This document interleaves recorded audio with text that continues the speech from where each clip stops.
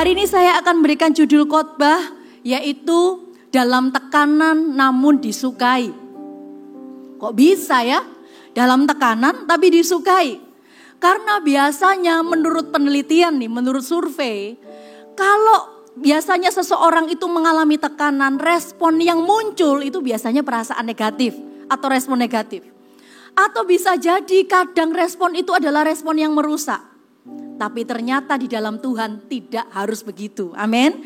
Di dalam Tuhan justru ketika dalam tekanan kita ini bisa loh Bapak Ibu Saudara-saudari. Kita bisa memperkatakan perkataan yang baik.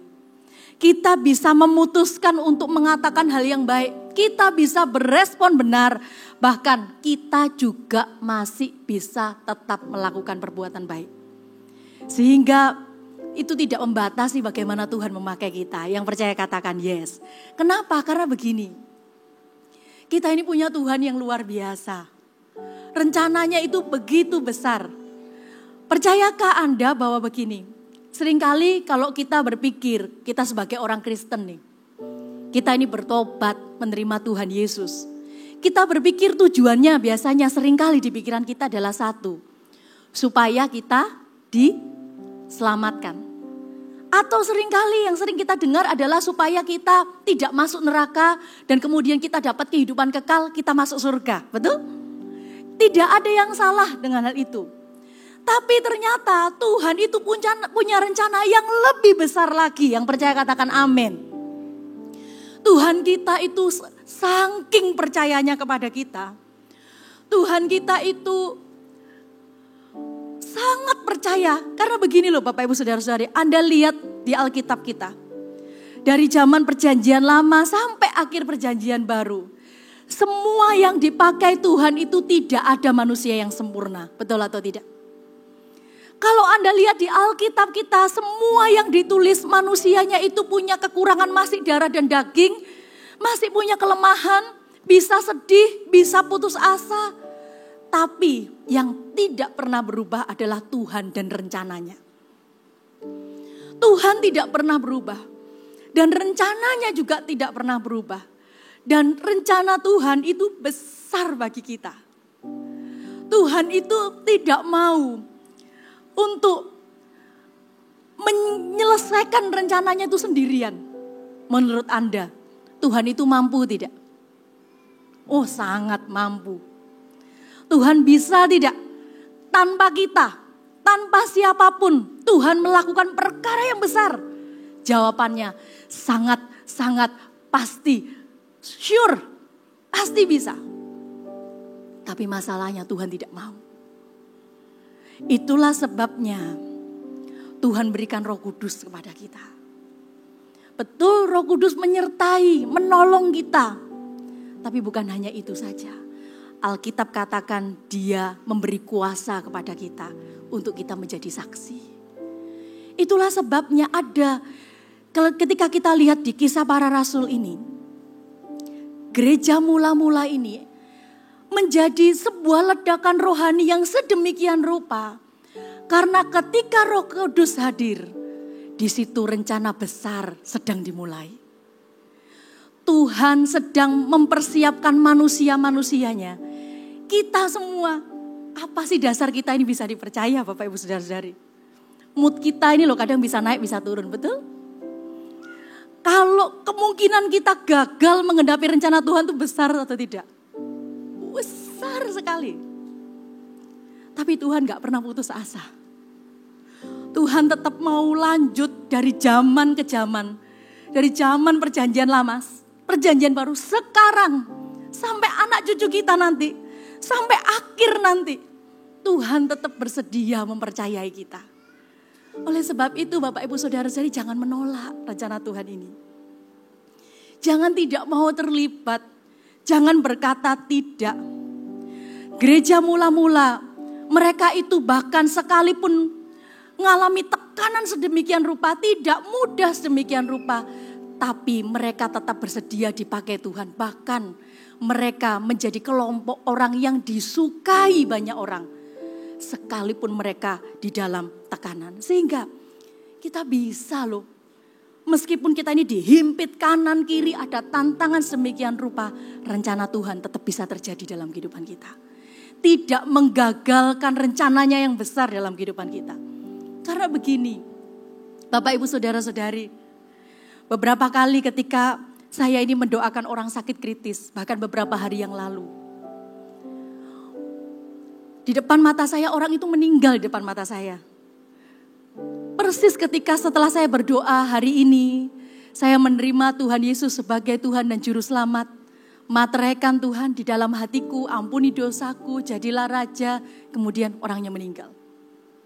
Saya mau tanya, bawa apa orangnya ke sana? Gak bawa apa-apa. Tapi ada sebuah perjalanan puluhan tahun hidupnya. Ada kisah hidupnya. Itu yang akan dikenang dalam kekekalan. Ada kisah dalam hidupnya, itu yang diwariskan ke anak cucu. Kisah apa itu Bapak Ibu Saudara-saudari? Apakah kita gagal ketika kita menghadapi tekanan? Ataukah bagaimana rencana Tuhan digenapi? Percayalah, kebermaknaan hidup kita ini melihat bahwa hidup ini benar-benar berarti. Ternyata bukan ketika kita dapat semua kekayaan kita. Bukan berarti Tuhan itu anti kaya loh, bukan loh Bapak Ibu Saudara-saudari.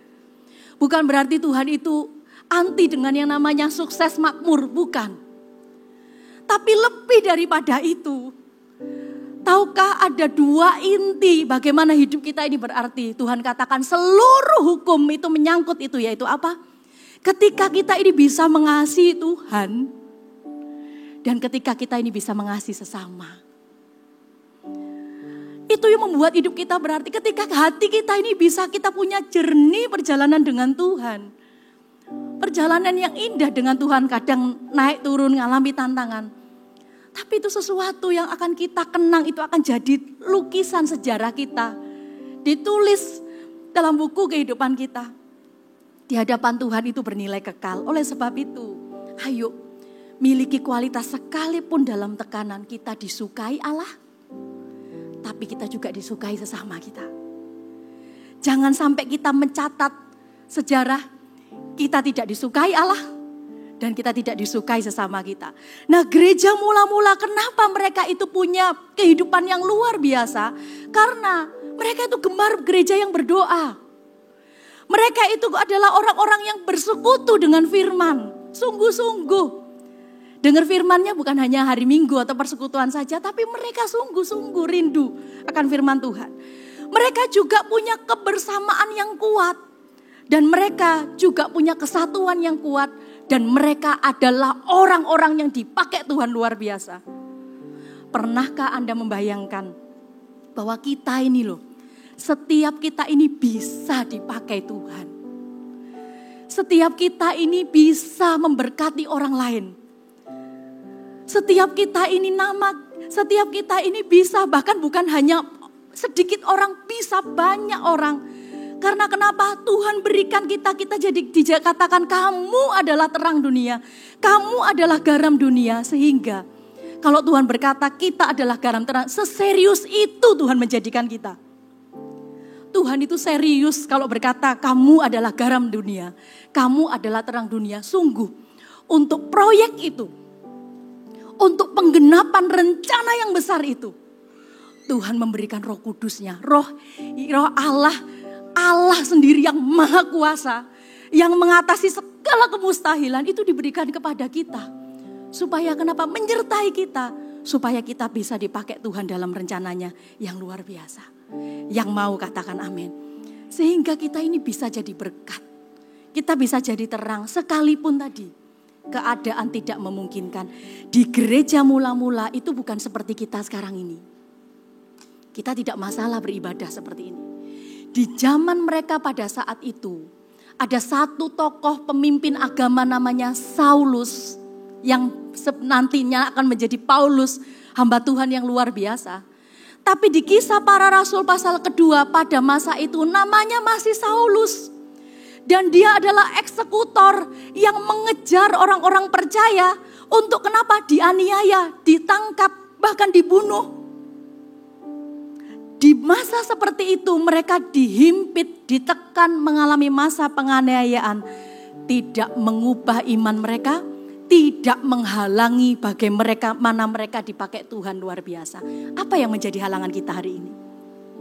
Kenyamanan kita kah? Atau keegoisan kita kah? Kita perlu menyadari ini Bapak Ibu Saudara-saudari. Hidup kita ini miliknya Tuhan. Waktu puluhan tahun ini juga miliknya Tuhan. Sebenarnya tidak ada alasan untuk kita menolak. Jangan pakai saya Tuhan. Oh saya tidak mau jadi berkat. Oh saya tidak mau jadi garam dunia, terang dunia. Oh bukan saya Tuhan. Sebenarnya gak ada alasan untuk itu. Karena bagaimanapun sebenarnya kita ini miliknya Tuhan. Sebenarnya Tuhan mau punya rencana apapun atau kita dipakai seperti apapun itu haknya Tuhan. Tapi ciptaan yang seringkali menolak dan tidak tunduk adalah siapa? Kemarin ketika saya khotbah di ibadah di AOG, saya sempat menjelaskan tentang Yunus. Yunus itu tokoh yang berkata kepada Tuhan, jangan aku Tuhan, aku tidak mau. Kenapa? Yunus itu menolak dipakai oleh Tuhan. Yunus lupa bahwa Yunus adalah miliknya Tuhan. Sehingga dikatakan apa yang terjadi? Tuhan atas penentuan Tuhan perintahkan angin bertiup kencang, kapal itu goncang, betul? Atas perintah Tuhan minta ikan menelan dia. Semua ciptaan itu tunduk kepada perkataan Tuhan. Langsung berkata, yes, Tuhan berkata, angin datang. Ikan, telan Yunus. Ikan langsung datang. Tapi satu ciptaan yang seringkali jangan Tuhan, gak mau Tuhan. Orang lain saja Tuhan siapakah? Manusia, yaitu kita. Oleh sebab itu hari ini, janganlah kita menjadi ciptaan atau manusia yang tidak mau tunduk kepada Allah. Yang rugi kita. Sebenarnya kitalah yang butuh Tuhan dan kehendaknya. Karena rencana Tuhan itu membuat hidup kita semakin berarti. Sungguhan Bapak Ibu Saudara-saudari. Tidak pernah bisa terbayarkan. Ketika coba Anda bayangkan Anda berdoa bertahun-tahun untuk orang yang Anda kasih bertobat. Di depan mata Anda jadi saksi orang tersebut bertobat. Apakah itu bisa dibayar dengan harta kita? Tidak bisa. Itu adalah kasih karunia. Sama juga dengan jemaat mula-mula. Jemaat mula-mula ini mereka begitu antusias terbakar. Pertama kali karena ketika mereka dipenuhi dengan Roh Kudus. Bapak Ibu, kenapa hati kita bisa berkobar dan semangat berkata, iya Tuhan pakai aku. Ketika hati kita terbuka dan berkata kepada Tuhan, Engkau pemilik hidupku ini milikmu Tuhan. Jadilah sesuai rencanamu dan kita diizinkan untuk dipimpin Roh Kudus. Maka apa yang terjadi? Hati kita akan berkobar-kobar Bapak Ibu Saudara. Karena begini loh, kecenderungan kita tidak bisa dipungkiri, kita ini orangnya egois, betul? Inginnya pokoknya yang dulu adalah kita sendiri. Tidak peduli terhadap orang lain. Tetapi kita bisa minta kepada Tuhan. Belas kasihan daripada Tuhan. Ketika Roh Kudus memenuhi hati kita, kita bisa diingatkan nama demi nama. Bisa loh. Tiba-tiba kita ketemu dengan satu orang, kita bisa menangis berdoa untuk orang tersebut. Tidak ada hubungan saudara, keluarga. Tetapi karena hati Tuhan memenuhi hati kita, kita bisa dipakai Tuhan seperti itu. Dan kenapa di jemaat gereja mula-mula ini? Mereka, sekalipun ini mereka mau dianiaya, ancamannya nyawa sekalipun. Mereka ancamannya ditangkap, dimasukkan penjara, disiksa. Tapi kenapa mereka begitu antusias mencari Tuhan? Begitu sungguh-sungguh karena hati mereka terbuka untuk Tuhan. Mereka begitu rindu Tuhan hadir dalam kehidupan mereka. Karena bagaimanapun itu tidak bisa ditukar oleh apapun, betul atau tidak? Pernahkah? Hari ini saya percaya Anda yang sudah pernah pertama kali menerima Tuhan Yesus di sini. Saya percaya Anda semua pernah mengalaminya. Bukankah itu pengalaman yang tidak terlupakan, betul? Tapi seringkali, kenapa kita tidak sesemangat dulu? Kenapa kita tidak seantusias dan begitu kagum dan mau rindu dipakai Tuhan seperti itu? Apakah Tuhannya yang berubah? Atau apakah Roh Kudusnya yang berubah yang tidak bekerja di hati kita? Bukan. Yang berubah adalah respon hati kita. Di jemaat mula-mula ini, kenapa mereka begitu sungguh-sungguh? Karena hati mereka tidak berubah. Hati mereka masih sangat terbuka untuk dipakai Tuhan. Biarkan hati kita juga tidak berubah. Bukan hanya di awal ketika pertama kali kita menerima Tuhan Yesus. Tapi di tengah perjalanan kita. Dan sampai akhir biarlah hati kita tidak berubah. Yang mau katakan amin. Apa yang mereka alami? Yang pertama, kualitas seperti apa sehingga membuat mereka ini disukai oleh Allah dan disukai oleh semua orang? Yang pertama, karena mereka suka bertekun dalam pengajaran. Maksudnya apa? Mereka itu bersedia dibimbing. Tidak, Bapak Ibu Saudara, tidak mudah loh untuk orang bersedia dibimbing, betul? Maunya adalah yang suka didengar oleh telinganya sendiri, betul? Oh, pengajaran ini, oh tentang apa? Oh, tentang uang, oh saya suka. Oh, tentang promosi, oh itu saya suka.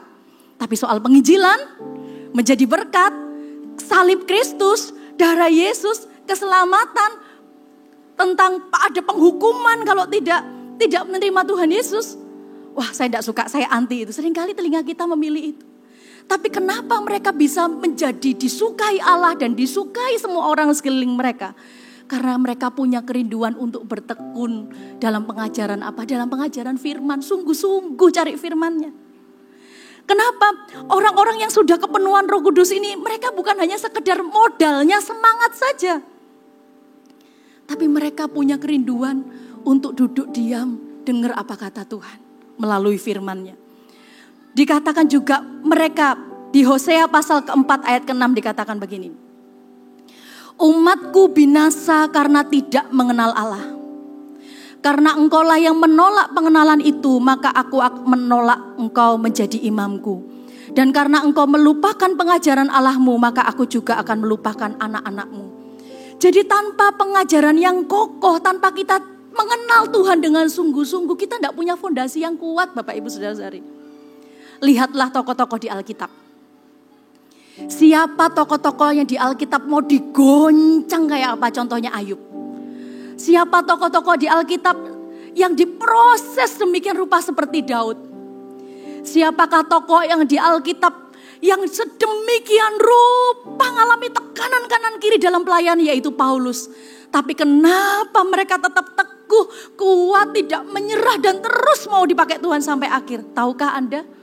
Karena mereka mengenal Tuhan dengan kokoh teguh. Itulah sebabnya mereka tidak tergoyahkan.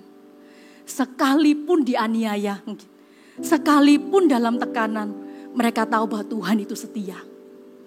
Mereka tahu Tuhan itu tidak meninggalkan. Mereka tahu mereka menyembah Tuhan, mengikut Tuhan yang benar, melayani Allah yang benar, sehingga tidak putus asa. Itulah sebabnya kenapa mereka bertekun dalam pengajaran. Bahkan dikatakan pengajaran rasul, karena pada saat itu rasulnya masih hidup. Siapa rasul? Rasul ini dikatakan adalah 11 rasul yang setia, yang mengikut Tuhan Yesus sampai akhir. 11 rasul ini, merekalah yang menjadi saksi mata langsung siapa Yesus itu. Merekalah yang melihat di depan mata mereka bagaimana mujizat terjadi. Merekalah yang melihat bagaimana orang mati dibangkitkan. Merekalah yang melihat bagaimana orang buta melihat, orang tuli mendengar. Mereka juga lah melihat orang-orang berdosa, dosanya diampuni. Orang yang kerasukan dilepaskan. Mereka adalah saksi mata secara langsung. Oleh sebab itu mereka mendengarkan ajaran dari saksi Kristus yang langsung itu. Dan Tuhan rindu untuk kita bukan hanya mendengarnya juga, tapi kita mengalaminya. Kenapa? Karena satu, karena kita punya Roh Kudus yang sama, Allah yang sama. Allah yang mereka juga sembah adalah Allah yang kita sembah. Yang percaya katakan amin. Allah yang Mereka juga Allah yang sanggup melakukan mujizat di depan mata mereka itu adalah Allah yang sama. Yang sanggup melakukan mujizat di depan mata kita. Oleh sebab itu, apa alasan untuk kita tidak percaya? Untuk kita dipakai Tuhan? Di Alkitab kita, di zaman Kisah Para Rasul tidak ada yang namanya penonton di sana. Semua adalah pelaku, semua adalah orang-orang yang rindu dipakai Tuhan. Seringkali di zaman sekarang ini, apa yang menjebak adalah kenyamanan.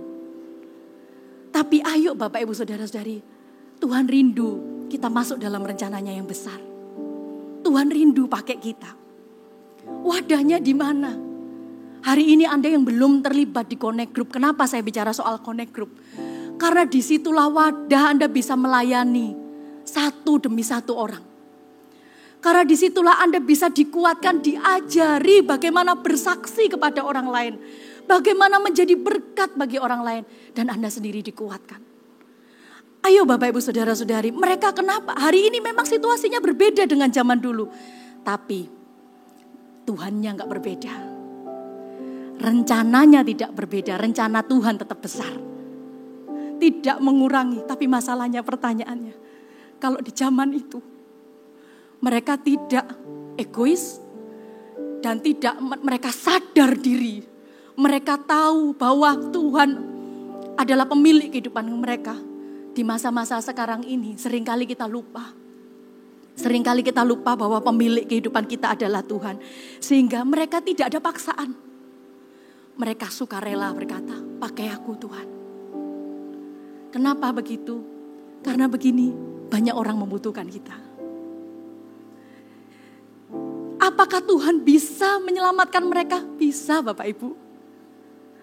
Tuhan itu bisa pakai angin loh. Bertiup sedemikian rupa sehingga seluruh kapal yang dinaiki Yunus.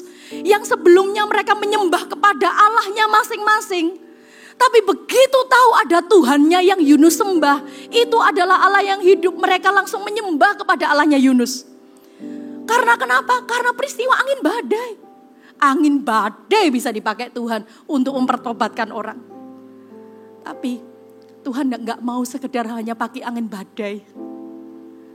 Tuhan lebih rindu menciptakan ciptaan yang tertinggi ini loh.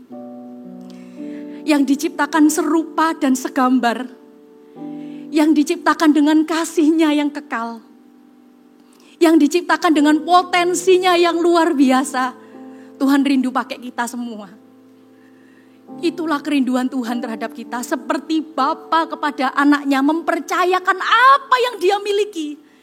Demikianlah Bapa kita rindu mempercayakan kepada kita.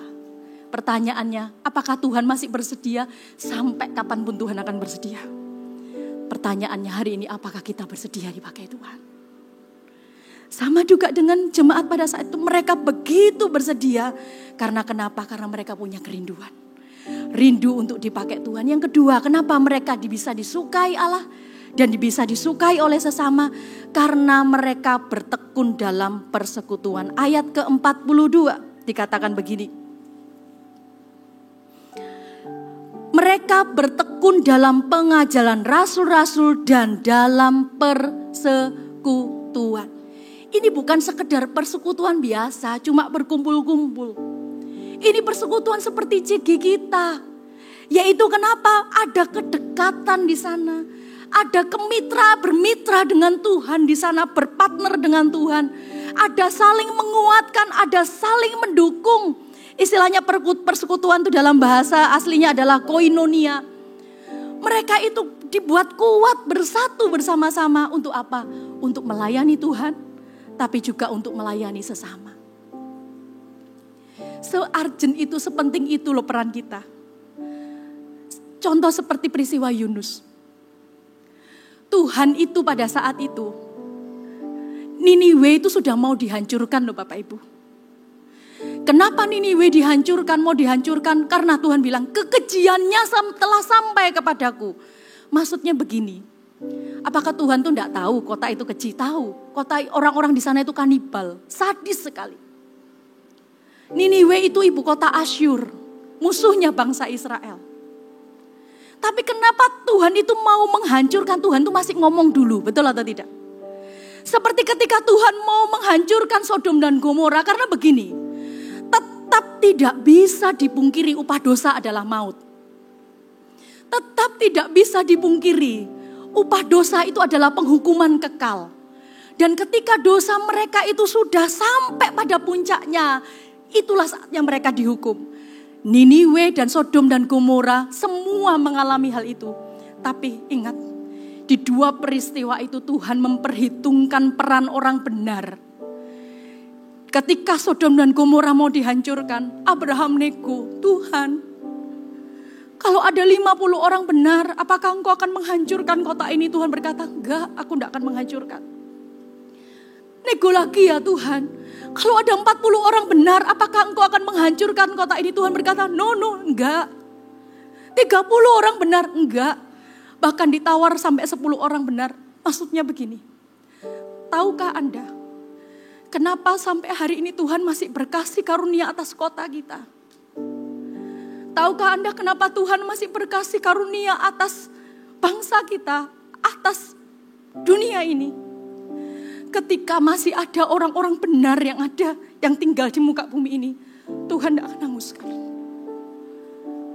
Ketika ada orang-orang yang masih mempertahankan kota itu di hadapan Tuhan, Tuhan masih melihat itu. Tuh, disitulah kasih karunia. Jadi Anda bisa perhatikan seberapa pentingnya peran kita. Kita ini bukan hanya sekedar orang Kristen atau jemaat yang duduk di kursi ini. Tapi sepenting itu peran kita, Tuhan hargai posisi kita itu seperti pengantara di hadapan Tuhan. Oh, kita ini bukan pengantara yang sempurna, pengantara yang sempurna itu Tuhan Yesus. Karena dia tak bercacat. Tapi kita diizinkan Tuhan itu share kesempatan. Tuhan bagi otoritas kepada kita sampai dikatakan, kalau ada orang 10 orang aja, aku tidak akan menghancurkan kota itu. Sama juga, tahukah Anda? Kenapa hari ini Tuhan memulihkan keluarga kita? Kenapa hari ini Tuhan memulihkan kota demi kota? Karena ada kita orang-orang benar. Dan masalahnya, apakah orang-orang benar ini mau dipakai Tuhan? Abraham berseru kepada Tuhan sebagai orang benar. Masalahnya di kota itu gak ada. Maka Sodom dan Gomora dihancurkan. Niniwe itu seperti seolah-olah tidak layak mendapatkan kasih karunia. Bukankah itu juga menggambarkan kita? Siapa kita ini yang berhak mendapatkan kasih karunia? Harusnya hukuman dosa, upah dosa, titik, maut gitu aja. Tapi Tuhan itu loh, yang kasihnya, dia itu panjang sabar. Tapi karena firman itu ya dan amin, ada konsekuensinya, upah dosa adalah maut, tetap harus terjadi. Niniwe juga demikian, mau dihancurkan, gampang Tuhan langsung hancurkan. Tapi kenapa Tuhan tidak? Tuhan bahkan panggil Yunus.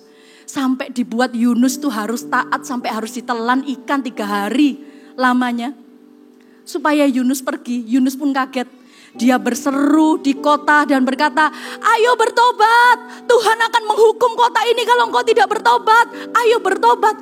Anehnya bangsa yang sadis, bangsa yang keji, langsung mereka ngoyakkan jubahnya, taruh abu di kepalanya, mereka merendahkan hati di hadapan Tuhan, bertobat. Bahkan Alkitab katakan sampai puasa, sampai ternak-ternak disuruh puasa. Kaget bukan? Yunus saja sampai mau mati dikatakan kok bisa begini? Tuhan bilang, tidak, kalau kamu sayang aja kepada pohon yang kamu tidak tanam dan akan mati, apalagi aku sayang kepada kota ini. Karena kasihnya Tuhan. Yunus tidak nyangka respon bangsa itu seperti itu. Bapak, Ibu, Saudara-saudari, respon orang lain atau kapan saat orang itu bertobat itu urusannya Tuhan. Karena yang bisa buat orang bertobat itu hanya Tuhan. Tapi Tuhan tidak bekerja sendirian, Dia mau mengajak kita. Tuhan tidak sendirian, Dia bisa mempertobatkan Niniwe, tapi Tuhan ajak Yunus. Sama juga di Kisah Para Rasul. Tuhan ajak sekelompok orang ini untuk membawa Injil sampai ke ujung bumi. Tahukah Anda, ujung bumi pada zaman itu mana? Roma. Jadi pada masa itu, Injil itu sudah sampai ke ujung bumi, sudah sampai Roma. Lewat penginjilan dari siapa? Paulus. Tuhan pakai hari ini bagaimana dengan kita? Buat saya secara pribadi, ngeri sekali begini. Rencana Tuhan Bapak Ibu Saudara-saudari, itu ya dan amin. Janji Tuhan itu ya dan amin. Tanpa kita pun rencananya akan jalan. Untuk Niniwe, kota Niniwe, tanpa Yunus pun bisa enggak kota itu bertobat? Tanpa Yunus pun bisa. Tapi Tuhan gak mau. Justru yang menjadi ketakutan kita adalah begini. Kalau kita tidak dipakai Tuhan. Kalau kita tidak masuk dalam rencananya, itu loh kita justru dalam bahaya. Nah, orang-orang ini di Kisah Para Rasul, jemaat ini, mereka semua menawarkan diri berkata, pakai Tuhan. Saya tidak mau ketinggalan, pakai Tuhan. Bagaimana dengan kita? Itu pengalaman, itu peristiwa yang itu adalah privilege, itu kasih karunia. Hidup Anda tidak akan biasa-biasa lagi. Ketika kita rindu dipakai Tuhan, dari hari ke hari, mata kita akan terus jadi saksi. Satu demi satu orang bertobat. Satu demi satu orang diubahkan. Apakah itu bisa? Di zaman mereka, satu hari 3.000 orang bisa bertobat. Apakah di zaman kita bisa? Bisa. Allahnya sama kok. Tapi yang membedakan adalah bagaimana respon hati kita. Atau kerinduan kita. Kemudian di ayat ke-42c, apa yang membuat mereka disukai Allah dan disukai semua orang? Mereka bertekun dalam pemecahan roti. Maksudnya apa? Bukan hanya sekedar bagi-bagi roti. Pemecahan roti itu bicara soal perjamuan kudus. Maksudnya apa? Mereka itu adalah orang yang sangat-sangat grateful, bersyukur, menyadari tentang pengorbanan Yesus. Itulah yang mendasari mereka, kenapa seperti motor penggerak di hati mereka. Sehingga mereka itu tidak tahan kalau mereka tidak memberitakan Injil dan bersaksi. Karena mereka sendiri sadar begini, saya ini dulu orang berdosa. Saya ini dulu tidak layak. Saya ini adalah orang yang harusnya dibinasakan. Tapi karena Allah yang maha kuasa itu rela jadi manusia, maka saya beroleh selamat. Ketika mereka naikkan perjamuan kudus itu, mereka memecahkan roti. Mereka ingat ada sang penebus, karena peristiwanya ini baru. Mereka ingat satu peristiwa, rasul-rasul, apalagi murid-murid Yesus, tahu menjadi saksi di depan mata mereka. Bagaimana guru mereka, sang juru selamat itu, menyerahkan nyawanya di kayu salib untuk menebus dosa. Itulah yang menjadi penggerak bagi mereka. Mendorong mereka tidak tahan untuk berhenti dipakai Tuhan. Karena kenapa? Ketika mereka memecahkan roti, mereka rindu. Sambil rindu mereka berkata, pakai aku untuk pemberitaan Injil ini. Pakai aku jadi saksiku. Pakai aku di mana saja aku berada. Pakai aku membawa orang-orang itu diselamatkan. Pakai aku Tuhan. Mereka berkata sambil mereka itu punya kerinduan menantikan kedatangan Tuhan. Karena kenapa? Mereka melihat, apalagi rasul-rasul, Tuhan itu naik ke atas, ke langit. Mereka jadi saksi mata langsung melihat Yesus naik ke atas. Sehingga mereka berharap kapan Yesus turun kembali jemput kami. Bagi sebagian orang itu hal yang menakutkan. Enggak siap Tuhan gitu kan. Aduh saya masih banyak lakukan ini lakukan itu yang tidak berkenan Tuhan. Tapi bagi mereka enggak. Karena kenapa? Mereka melihat Tuhan naik ke surga. Dan Tuhan berkata aku akan menjemputmu kembali. Aku akan datang kembali. Itu yang mereka tunggu-tunggu. Mereka begitu giat sedemikian rupa sambil menunggu kedatangan Tuhan. Tapi bukan berarti mereka tidak bekerja loh Bapak Ibu. Mereka tetap melakukan pekerjaan mereka. Mereka tetap beraktivitas. Tapi hati mereka itu rindu dipakai Tuhan. Bagaimana dengan kita? Apakah kita sudah terbiasa dengan pengorbanannya? Sudah sering dikatakan, oh Tuhan mengasihi. Sampai kita sering dengar lagu tentang kasih Tuhan. Betul? Kita sering dengar betapa besar kasih pengampunanmu Tuhan. Tak kau pandang hina hati yang hancur. Oh kita sudah sering, iya wis aku ngerti, sudah aku tahu gitu. Tapi seringkali, tahukah Anda, bagi orang-orang yang belum mengenal Tuhan, itu perkataan langka loh. Buat kita sebagai orang Kristen, kita sering dengarnya, kita jadi biasa, jadi kurang memaknainya. Tapi tahukah Anda? Buat saya sendiri pertama kali kenapa saya bertobat tadi siang saya sudah ceritakan juga.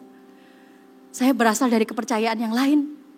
Pertama kali saya bertobat ketika saya mendengar ada suara, Anita, aku mengasihimu. Suara itu tidak pernah saya dengar dalam kepercayaan saya dulu. Ada Tuhan, ada Allah Sang Pencipta mengasihi orang. Saya menyadari pada saat itu saya orang berdosa, saya tidak dibesarkan di lingkungan gereja. Kata-kata itu langka saya dengar. Dan kata-kata itu adalah kata-kata berharga dan membuat saya bertobat. Buat kita sering kita dengar sehingga kita biasa. Tapi buat orang-orang yang di luar sana yang tidak mengenal Tuhan, itu kata-kata yang sangat mereka ingin dengar. Karena mereka tidak pernah tahu ada Tuhan yang begitu mengasihi, bahkan menyerahkan nyawa bagi dia.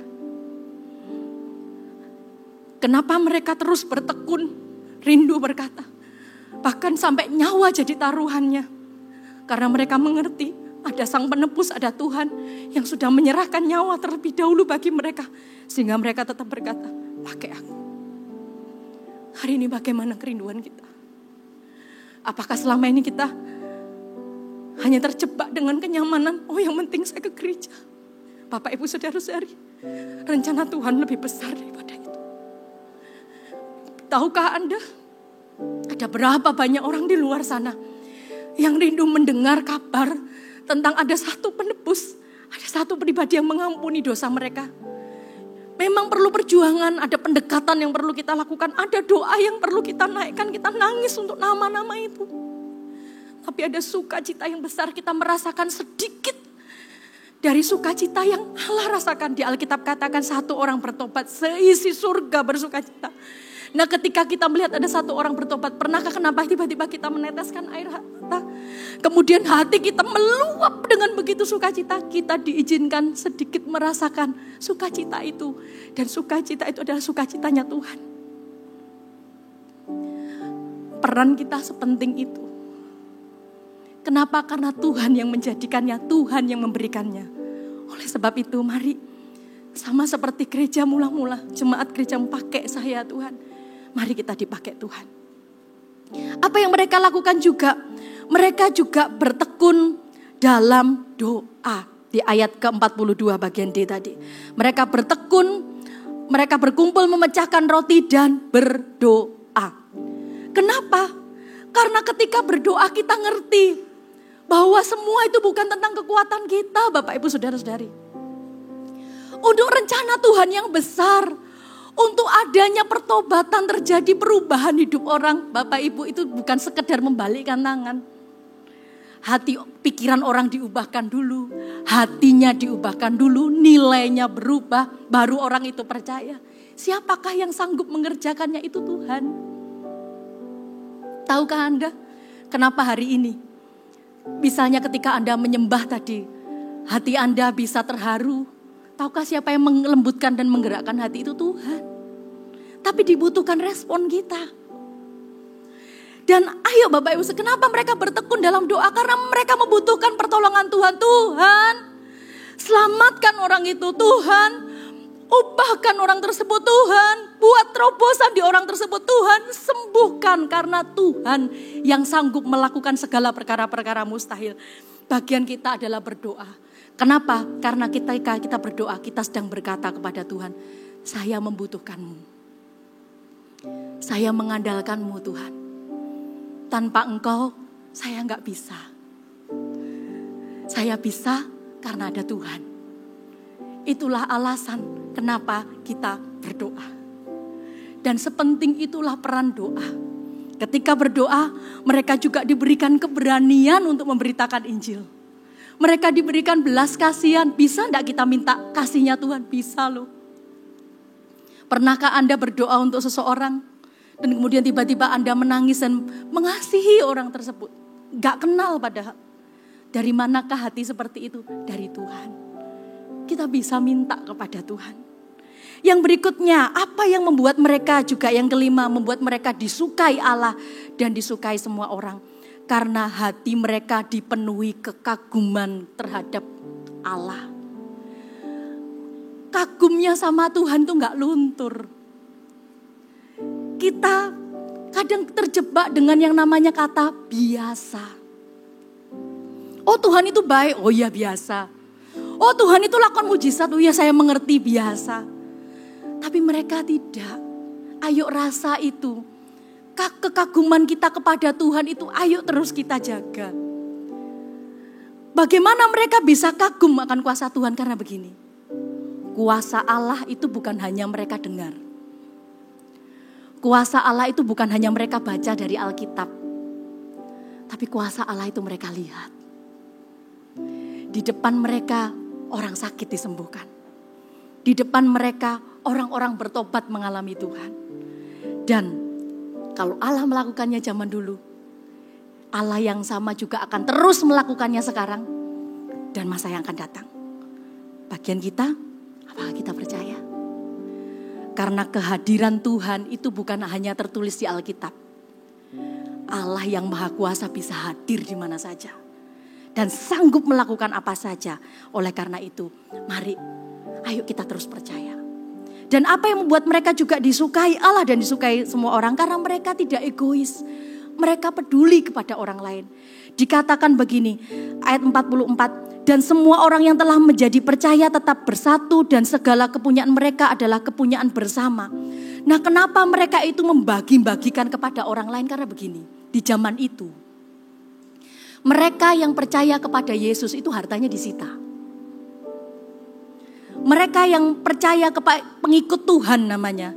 Karena itu belum jadi agama resmi pada saat itu. Mereka itu dianggap sebagai agama asing yang tidak diresmikan di sana. Makanya mereka dikejar. Mereka disita, mereka kehilangan pekerjaan. Mereka kehilangan semua yang mereka miliki karena mereka sedang mempertahankan iman mereka. Melihat kesulitan yang seperti itu, saudara-saudara yang seiman yang lainnya Gak bisa melihat kesulitan itu. Mereka butuh makan, mereka butuh pekerjaan, mereka saling membagi. Karena kenapa? Di masa itu mereka mengalami kesukaran yang begitu besar. Di zaman itu, mereka orang percaya itu bisa ditaruh di tengah arena, diserbu, dimakan oleh singa. Di zaman itu mereka bisa digantung, mereka bisa disalib seperti Tuhan Yesus. Mereka bisa dihukum sengeri-ngerinya. Suatu saat ketika saya mempelajari kitab ini, ada satu cerita, maksudnya satu tulisan sejarah juga ada satu video ditunjukkan. Ngeri sekali penghukumannya, sadis banget. Mereka mengalami tekanan seperti itu. Itulah sebabnya mereka solid, kompak, mereka saling menolong. Kalau enggak siapa yang menolong mereka satu dengan yang lain? Kalau mereka tidak saling menguatkan, mereka sedang terhimpit nyawa soalnya.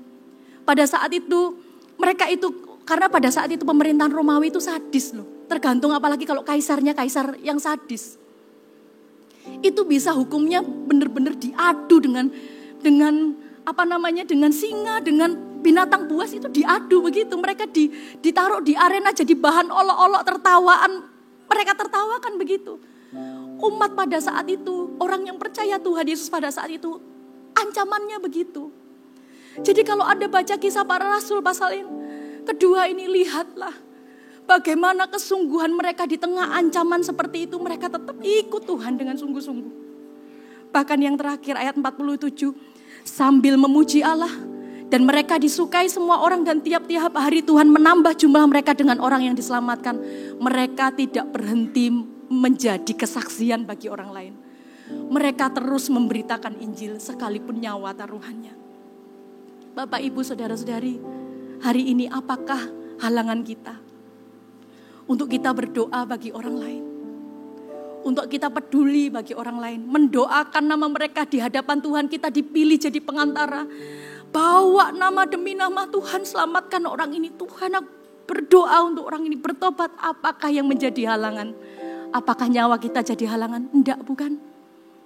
Justru yang menjadi halangan seringkali hati kita, keegoisan kita.